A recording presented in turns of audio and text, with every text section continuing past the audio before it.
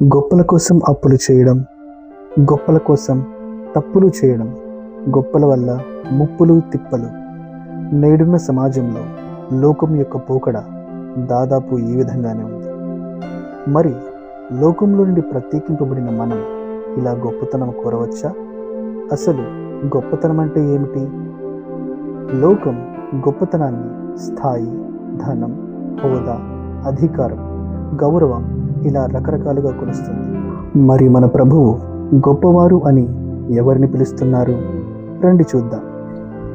మత్తయి సువార్త 20:20-21, మార్కు సువార్త 9:33-34, లూకా సువార్త 22:24 ప్రకారం యేసుక్రీస్తు ప్రభుల వారి శిష్యులు తరచుగా ఎవరు గొప్పవారు అన్న దాని మీద వాదన పడ్డారు.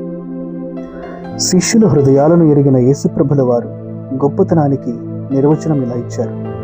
మత్తయి సువార్త 18:4 ప్రకారం ఒక చిన్న పిల్లవానిని చూపిస్తూ, ఆ చిన్న పిల్లవాని వలె తనను తాను తగ్గించుకున్న వాడే పరలోక రాజ్యంలో గొప్పవాడు అని చెప్పారు.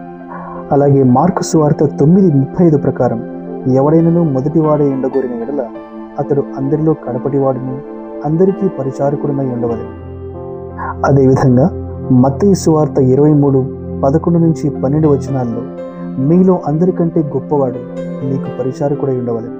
తన్ను తాను హెచ్చించుకున్నవాడు తగ్గింపబడును, తన్ను తాను తగ్గించుకున్నవాడు హెచ్చింపబడును అని సెలవిచ్చారు.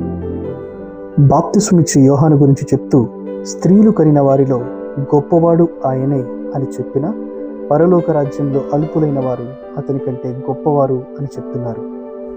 సహోదరి సహోదరుడా, గొప్పతనం అంటే ధనం, అధికారం, హోదా ఇలా లోకం చూసే వాటి యందు కాదు.